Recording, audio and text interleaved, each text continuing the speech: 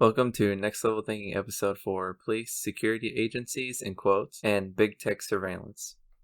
Today I want to start with a quote by James Madison. The means of defense against foreign dangers have always been the instruments of tyranny at home. Among the Romans it was a standing maxim to excite a war whenever a revolt was apprehended. Throughout all Europe the armies kept up under the pretext of defending have enslaved the people.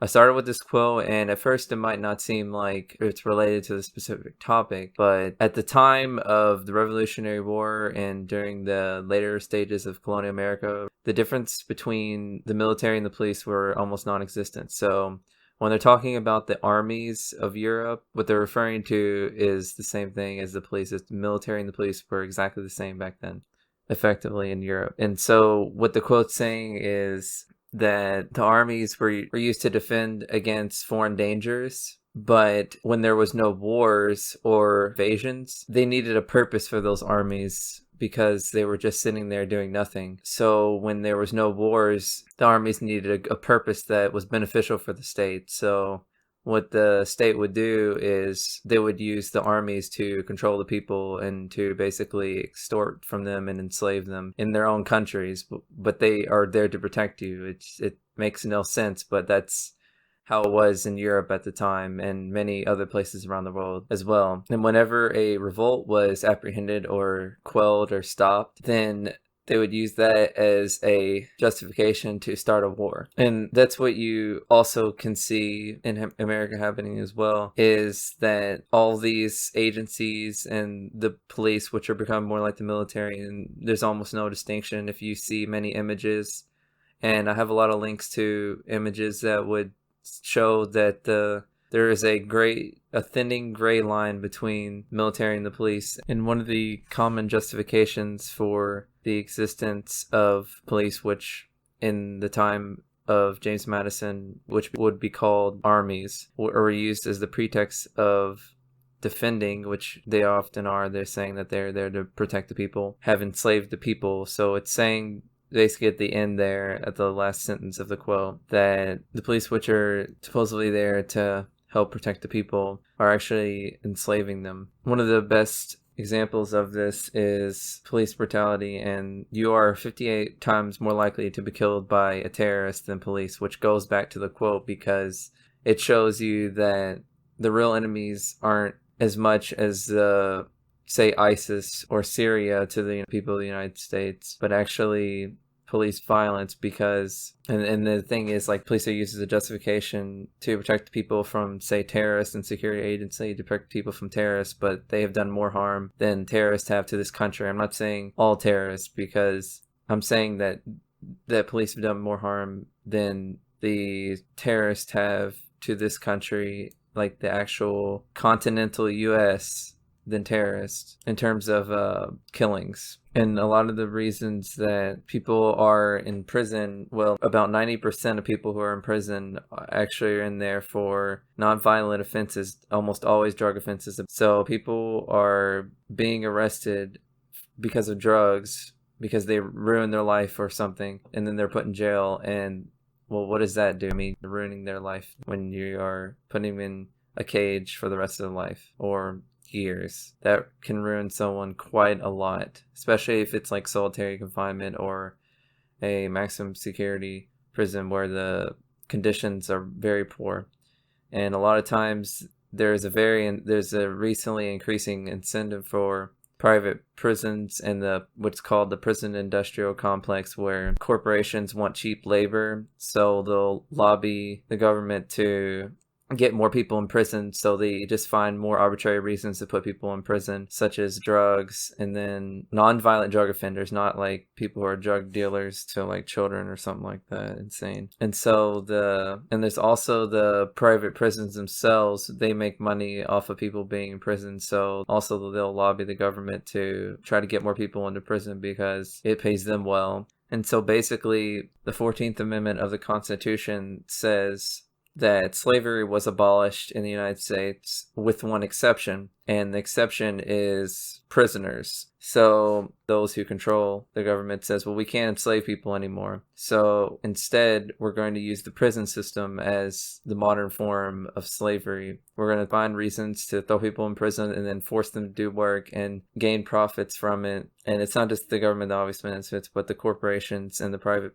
prisons that benefit from the labor of the prisoners as well. There's also false positive drug tests, which shows that a lot of the drug testing kits show false positive, which means that the drug test will say that this certain substance is a drug, but in fact isn't. And it shows in a video that I have linked that about 90% of substances, it could be something like chocolate or just food, test positive for certain drugs. So even in the test, the person tested air and it was positive for a drug, which just shows you that these are not accurate. Not only they're not accurate, but they are likely intentionally false in order to get people arrested for drugs when they have none, because the police will see that it's positive for drugs and they'll say, well, we have to arrest you or put charges against you, which means that even if you're someone who is straight edge or doesn't do any drugs, have no drugs, you can still be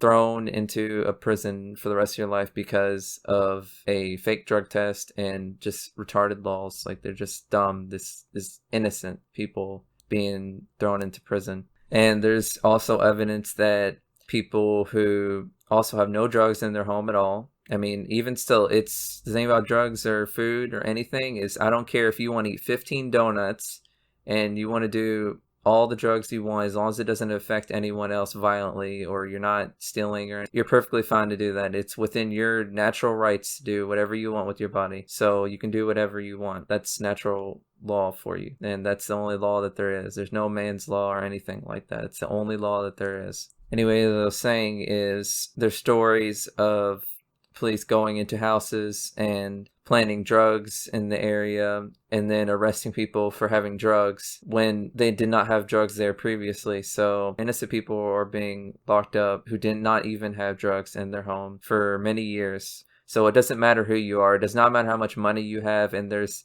also a good clip by Bill Cooper that explains this. It doesn't matter how much money you have. It doesn't matter about any of that. Any innocent person could be locked up for potentially the rest of their life and have massive fines placed against them and their family for false accusations. And the war on drugs is really what started the police militarization with President Nixon and the increase of SWAT teams, which SWAT teams used to be called Special Weapons and Assault Teams, which is certainly more accurate for what SWAT usually does in modern day America, because it used to be used on before the 70s, there was only about 200 or maybe even I think it was only 60 raids per year. And now there's, I think, tens of thousands happen every year, because it used to be used in emergency situations, and not perfectly, of course, but in most cases it was not done for completely bogus reasons. And I would consider any raid, even if you have a search warrant, it doesn't matter if you have a search warrant or not, you still have the right to privacy no matter what, as long as you're not doing violence to someone or their property or stealing or breaking any of the natural law rights, which I'll have a link to that, to natural law rights. It doesn't matter if you have a search warrant from the state. None of that matters. You have your rights, and that's just the way it is. It doesn't matter what anyone says. No matter if it was you against the whole world, it doesn't matter. You still have your rights. Another one of the examples of militarization of the police are the riots at G20, which you can see a clip on, and you see that the police there have MRAPs, which are mine-resistant armored personnel vehicles, and you see them with military-style weapons, such as fully automatic rifles, shotguns, and you see different grenades. I think one was smoke. I think one of them was a flash, and there was also sonic weapons. They're called LRAPs, which are long-range acoustic devices, and these devices, if you just hear them, then you could also become deaf in a matter of seconds if it was used against you. And I think even in some reports that actually happened at the G20 protest in Pittsburgh, the main weapon that was just absolutely cruel to even hear about and see where the sonic weapons that were used against protesters, and to hear that people were becoming deaf from just protesting is just absolutely cruel. And the G20 is something that absolutely should be protested because it's a consolidation of power and it is not good for anyone except those who control or who are in control of the G20, basically. A lot of police also go to Israel to train themselves, or the police chiefs to train themselves in Israeli tactics, which police in Israel are not trained the same way in America. In Israel, they're trained for war. There's almost no separation between military and police because it's a highly militarized nation and there's a lot of threats to Israel. And so they're being trained in Israel with the military mindset and then brought home, and then they teach their cadets or their lower officers the same tactics that were in Israel, which are just not appropriate at all for America, which is a much more safe country than Israel. In a lot of the police departments around the country too, there's pre-crime algorithm that even if you haven't done an actual crime, you can be suspected of a crime and have your Fourth Amendment violated by having all your electronic devices being searched through and going into your house without your permission. There's also another pre-crime algorithm that is based on your social media score. So if you said some things that the government doesn't like, or might suggest drugs or anything, like I said, that the government may not like, then they can go into your house. They'll actually get a score of how dangerous you might be. Like if you bought a lot of guns recently, they can deem your danger threat, and that's recorded when you call 911. They'll see your danger threat. This is established almost across the entire country, although not many people know about it, which is just another violation of privacy. And another great evidence to show that the police aren't there to protect but are there to extort or steal is civil asset forfeiture. In 2014, and this number is still staying steady at least, or increasing, the police stole more money than burglars did. And civil asset forfeiture is absolutely theft. No matter, you can argue about it, but if you are suspected of a crime, then the police can take your stuff, everything actually, and withhold it from you until further notice, which could be years, until they've concluded that you've done certain crimes. So it's basically borrowing without permission, although a lot of times they just take it anyways. And even if you are convicted of a crime or not, they just take it anyways and they use it for whatever they want. And there's also evidence to show that a lot of people say, well, they take it so they can fund their department and help crack down on crime. But there's evidence that shows that they don't use it to actually help people who are dealing with problems of real crimes done against them, that they actually use it to benefit themselves, such as new weapons and tools for militarization, or they use it for like little things like new coffee machines. A lot of time these property seizures are not done against people who are like drug lords who might do some violent crime or activity such as extortion or blackmail. In a study, they showed that it was on average $1,000. So this isn't going after the big drug lords who are evil. This is against just average people most of the time. And really, I mean, the biggest drug lord is the CIA, and the evidence of that is just overwhelming. That could go on to an entirely different episode, but there's also an excellent video by Mark Passio about the cult-like following of police and their militarized mindset. And it also goes on how the military has an issue with that. But like I said, the military and the police are kind of basically the same thing. And maybe in a couple years from now, there won't be any difference. I mean, there really isn't much now anyways. And like evidence such as Jade Helm, where the military is planning on turning against the citizens, but it shows the cult-like following of the police and then their mindset. And it's a great video. I have it linked. And it shows how they're basically indoctrinated, separated from society. They have uniforms. They discourage people from thinking differently than what their academies. They degrade the new police officers to make them, basically what they call breaking them down to build them up, and they basically traumatize them, and then they will make them obedient to them, and it's just messed up stuff. You especially see that in the military, but also the police to a lesser extent. They're a bit more closer to home, so it's difficult, but in the military abroad, this is very easy to do, and they do it often. One of the best ways to see how society is going to go in terms of tyranny and control and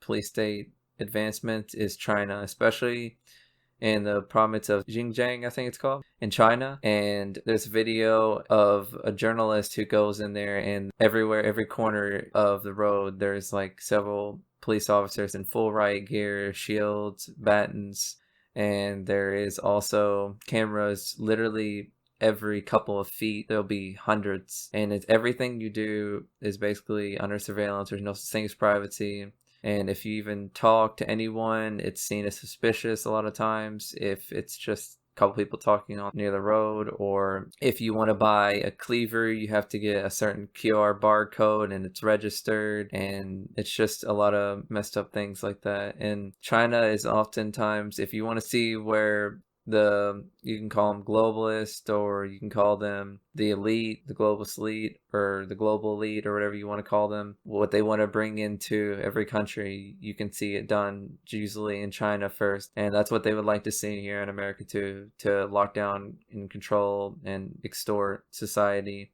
to benefit them. Government's in just the hands of the law enforcement in the 20th century was responsible for at least, this is a very, very low estimate, highest estimate is about 151 million from 1900 to 1987.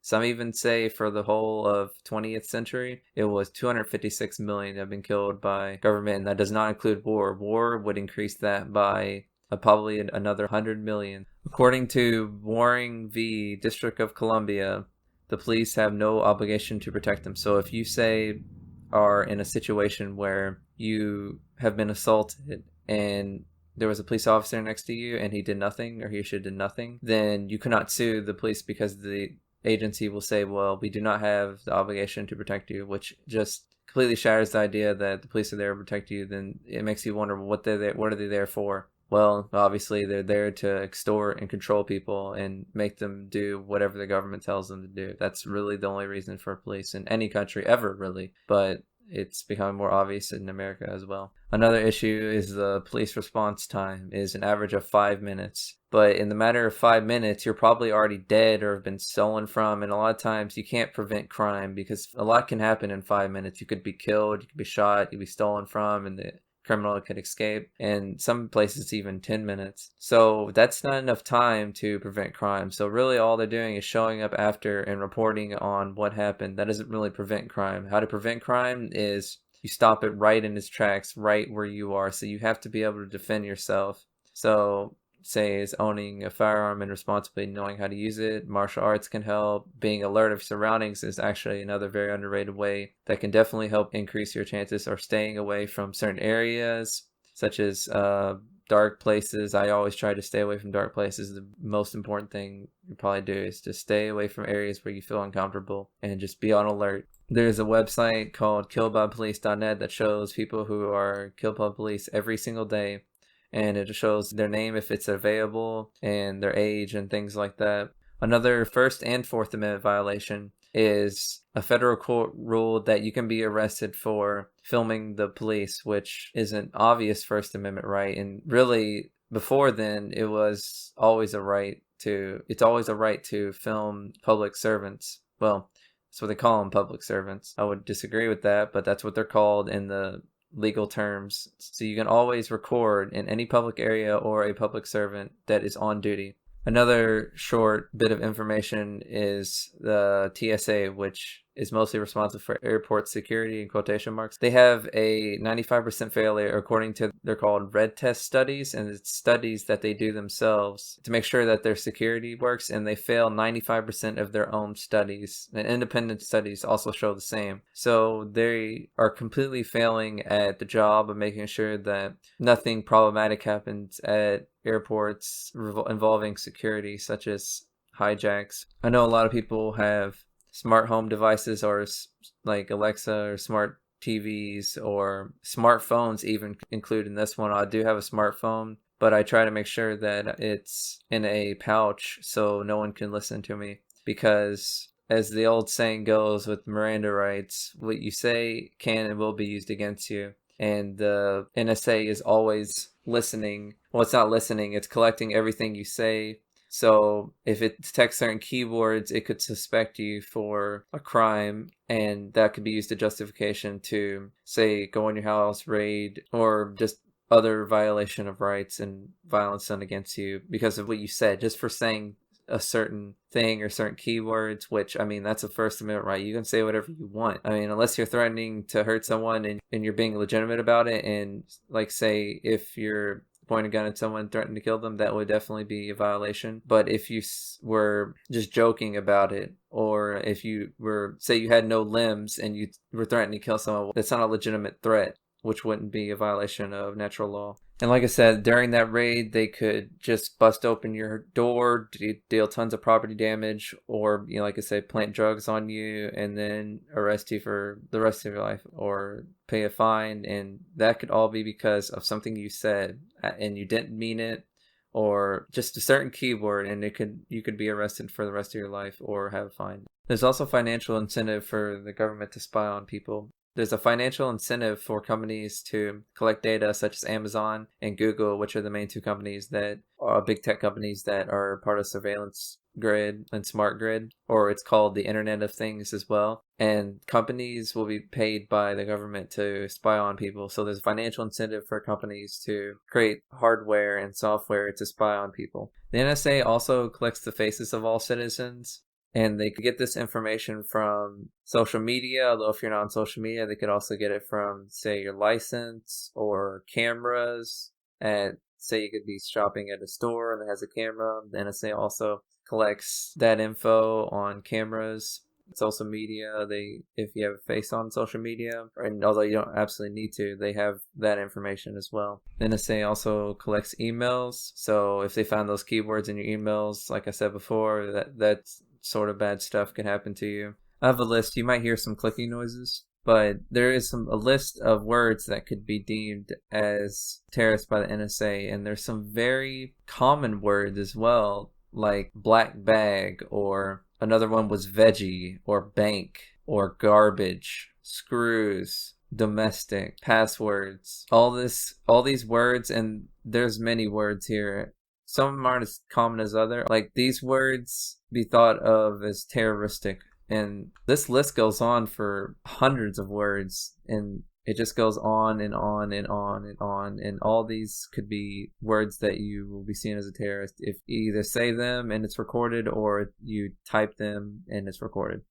One of the whistleblowers of the NSA, and a whistleblower is someone who works within an organization that exposes its secrets. And he says that the ultimate goal of the NSA is total population control, because in order to control a population, you need to know everything that they're doing. He says he quit after the 9/11, shortly after 9/11, because of how mass surveillance was ramped up, and the whole 9/11 event and the events that preceded it. That could be a whole nother episode in its own, but it was one of the justifications for increased surveillance and policing and the Patriot Act and such events like that, which removed freedoms and caused violence to be done to many people under the guise of terrorism.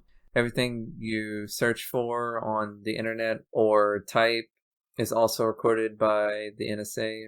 Another one of the issues of police abuse is that a lot of times they will be sued and they will do an investigation on themselves, and of course they'll clear themselves of any wrongdoing because they're biased towards themselves to not be sued or have legal actions done against them, which would cause them to be fired or have to pay fines themselves. And another issue is that a lot of times if they are accountable, then taxpayers have to pay for the losses. So instead of the police being paid for having to pay for the losses because of their brutality, the taxpayers have to pay, which means they aren't financially held responsible. Unlike, say, a business, if they were to do something wrong, then they're financially held responsible because they will lose customers. But the police don't have to do that because they're paid based off extortion, which is specifically taxes, so they can get away with whatever they want because they're not financially held responsible for their actions. Another one of the issues is in schools, there's a lot of police brutality that goes on, and there's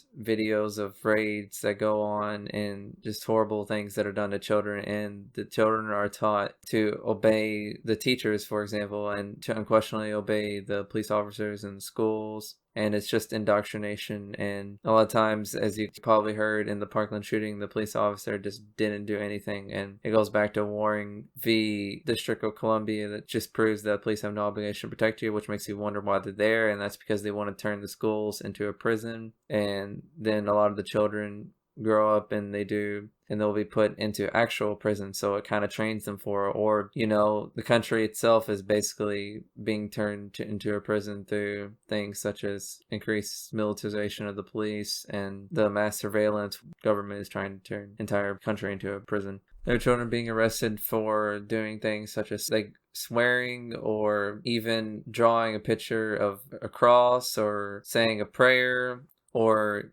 drawing a gun, or drawing on the desk saying "I love my friends," and just completely innocent things. Children are being arrested and suspended and even put in jail or have fines against them. And these are young children, oftentimes around the ages of, say, 6 to 8, who don't even understand any of this. And it's literally child abuse. It's straight up child abuse. Instead, I have many sources in the description if you want to read about everything, or watch all the videos about I've read with the problems. And I'll also offer some solutions and how it personally affects you, the problem with the police and the security agencies and big tech surveillance, how it will negatively affect you, and solutions that you can implement to help stop that. One solution is actually not only been proven to work, but also is historically worked in the United States. And I forgot to mention, I will mention this in the description, but just because this issue is not happening in your country, or certain issues of police brutality or security violations, etc., does not mean it's not happening in your country or won't happen. The way it usually works is, in China is the first place to experiment with the tyranny and police state issues, and then it expands to Europe and then to the Americas. And that's because a small group of people control the entire world, and they control all the politics of the whole world. So, and I can go on that in another episode, but that's all you would need to know about that for this episode. So it doesn't matter where you live, this will be affecting you at some point if you do nothing about it, or others, but you need to take the action for yourself. Anyways, back to what I was saying. So, solutions. One solution is vigilantes, which are people who fight crime in the moment when it happens, and they solve the crime. What's effective about this is it stops the crime immediately. So it's effective and immediate, unlike the police, which show up 5 minutes later and usually the crime's already happened. There's also a history of this working in the country. There wasn't many law enforcement in the so-called Wild West, which is a complete myth, and I'll have a link to that. But it was very effective in keeping the peace in areas where there was high crime, and it helped resolve that. And there was no law enforcement. There was just vigilantes and people who, when there was a problem with crime, a certain group of people would stop it, and then they would go back to their daily life. There was no class of people who would try to solve crimes, and then when there was no crime to solve, then they would start creating crimes or abusing the people. This wasn't happening. That's not what vagrants did. At least the true vigilantes. That's not what the true vigilantes did. There were some who had a misunderstanding of natural law and would violate people, but I'm talking about true vigilantes here. And the issue with vigilantes was in the West, before the government was involved with expanding the United States heavily, the relationship between the settlers and the Indians were peaceful until the government started getting involved, and that's what caused all the wars of the Indians. Naturally, the settlers and the Indians got along far more often than what you would believe if you just watched Western movies. The issue was that federal police became involved and was disturbing the peace, so they actually caused more crime, more violence from the presence of police in the Western towns. But there's a big example of how vigilante justice can work in at the time it was a small town of about 600 people called San Francisco, and over a short period of time it turned into a city of 200,000 due to, I think it was the gold rush in California. And the city was growing so rapidly that they couldn't keep up with the growing crime in San Francisco. So a group of people formed a vigilante group and they stopped crime with it. And crime was on a low very shortly after that, with only a couple hundred people who were in charge of stopping the crime in the area. And then crime was low for about 10 years, and there was essentially no police in the whole city either because it was rapidly growing and very few police were in there. And then they saw rising criminality and also criminality in the government. So the city was about 200,000 at this point, and about 10,000 people stopped crime, but they also stopped government corruption, which, I mean, I would consider government itself a criminal organization, but a corrupt government is especially criminal organization. And so what the 6,000 or 10,000 vigilantes did is they stopped crime and they basically forced all of the corrupt politicians to resign. And for a long period of time, San Francisco grew into a very large city of what it is today. And one of the reasons was they made sure that the crime was stopped. So because the city needs to have crime dealt with in order to grow and prosper. And you see issues with cities like Detroit where it's just crime ridden and the population is decreasing. This city is becoming destroyed and abandoned. So in order to have a functioning city that prospers and is populated, you need to have crime dealt with. And then also you need to have crime dealt with in the government too. That's another issue with, say, like Detroit and Chicago, why they're having issues. But it was an effective solution. And whenever the crime stopped, the people who were in the vigilante group, they stopped doing their activities. So it wasn't a continuous police force. Once the problem's dealt with, they went back to their normal lives, which is not something that the police do. They are hired and they work for a certain time and they basically go looking for crimes. And if there isn't any, then they'll do work, and they have quotas. And this is not something that vigilantes have. They don't have quotas, or they don't work for the state in order to extort money from people or arrest people for bogus crimes. They exist solely to stop crime, whether it's from private citizens or the state. Another solution is to be armed yourself, or what is often called the militia, which is not the National Guard. It is simply the people, which is everyone in the entire country, having the right to bear arms. And one of the most effective ways to stop crime is to be able to defend yourself. So being armed and knowing martial arts and being aware of your surroundings, avoiding areas that are, to be crime ridden or could have violent criminals nearby, such as dark areas at night. So one of the most effective ways to stop crime is to stop it right in its tracks at the moment. And so one way you can do that is by being armed. Another solution is neighborhood watches, and they go back all the way to colonial America, the neighborhood watch, or they called them the town watch at the time. So just being, like I said, being alert of your surroundings. So like you could have in your neighborhood just people who are report and who walk around, just making sure everything's going right at the neighborhood. There's no suspicious activities. And I'm not saying that the neighborhood watch should break down people's doors or be really snooping in people. Just looking in the public streets and just make sure everything's going all right, help people with the stuff that's going on. And not just have the neighborhood watch to just stalk people, basically, but to help the community and make sure and talk to them and make sure everything's going all right. And this has been used for hundreds of years in America. So that is also another effective way to stop crime. Another solution is private police, which actually outnumber police officers in this country. So it could very well, all the police officers could be effectively just slightly altered to become private security agents, which I'm sure a lot of people would employ to serve their communities or individuals within the community, because a lot of security officers become police and a lot of police become security officers because the jobs are very similar. But the difference between the police and security officers is the security officers get paid when they do good work in the community, instead of with the police where they get paid no matter what work they do. If it's good or if it's bad, they get paid either way. So so the security officers and private police are actually held accountable for their actions, unlike the policing system right now. Private police, they would only be allowed to do things that normal citizens could do that are nonviolent. So they couldn't do things such as all the violent actions and police brutality that police do. They would not be allowed to do that. The reason you should be concerned about all of this and how it can negatively affect you, as I said earlier, you have to remember that if you pay taxes or whatever, that you are being forced to fund a program which can be used against you no matter what. Like I said before, you could have your property damaged, or you could be thrown in jail for the rest of your life. An innocent person can be thrown in jail for the rest of their life. So this can negatively affect you, or you could be breaking some small business violation if you run a business, and then you could be fined for a lot of money or thrown in jail. So this could negatively affect you, this police state, whether you realize it or not. The emerging police state, I should say. It isn't for your safety, it's for control and extortion. And the reason you might not be concerned right now, and you may say, well, I don't see all of this going on around me. Well, just because you don't see it around you doesn't mean it's not happening elsewhere.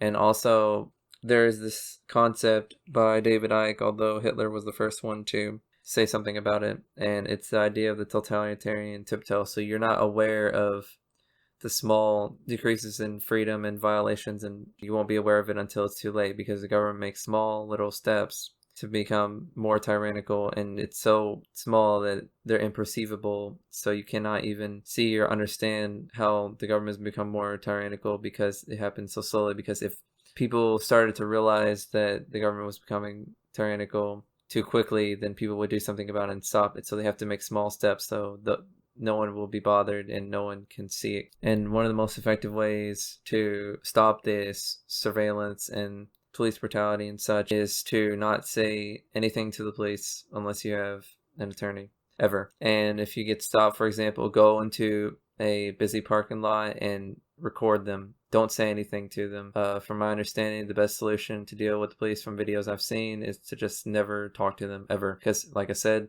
Miranda rights, what you say can and will be used against you. So what you say could be used to punish you either with fines or with legal repercussions. In order to avoid the surveillance state, just don't use Echo or Alexa. Make sure that you use an VPN on your browser. A VPN, which helps with preventing some of the spying. Use a alternative search engine to Google or the mainstream ones. Like, I use DuckDuckGo. You can use other ones, but use one that doesn't keep track of your searches as much anyways. Another is to use an alternative email service, such as Proton Mail is the one I use, but there's many others. It's encrypted, so it's also safe from hackers or government agents in the US anyways. And it's encrypted, and it's also under Swiss privacy laws. If you put, say, your email on there and then you put .ch afterwards, this part is also important, then it's under Swiss privacy laws, so the United States government cannot access any of the emails that you receive. The recording of text and also of calls is a bit more difficult. However, if you really need to say something in private, then one of the best things you can do is to not say it with your phone nearby, or to not say it through a call or text. This is just generally, you should speak to people more in real life and away from phones, so it is not recorded. But especially if you think about talking certain things that the government not like, then you should say them in real life away from any recording devices. The NSA is also keeping track of your credit card purchases, so if you purchase certain things that you might find in, say, the Anarchist Cookbook in certain quantities, which is things like very common household items, could actually be under suspicion, and you could be perceived as a terrorist, because a lot of household items can be used to make guns, bombs, poisons, etc. So really anything could be seen as terroristic, that you could buy almost anything. Or if you're buying guns, etc., then you want to make sure you use cash, and just really should using cash anyways if you can to buy something, and also be helping support local businesses, which is also great. So try to use cash whenever possible, and it is difficult to track cash. Although you have fingerprints on the cash, you could say use a glove, but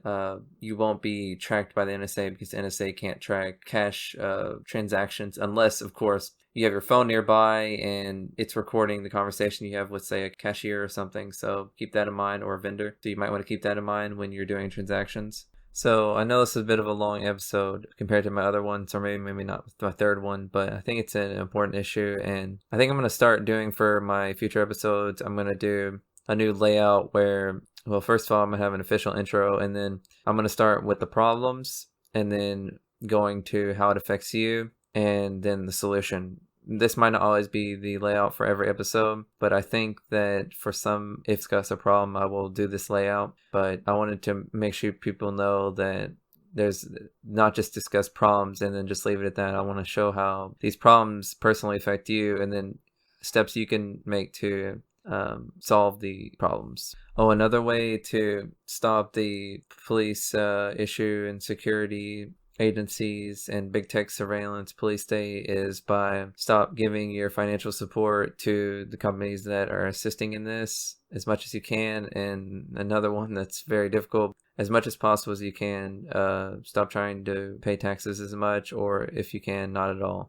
And I'll just end with a brief outro. That was episode 4, Police, Security Agencies, and Big Tech Surveillance by Next Level Thinking.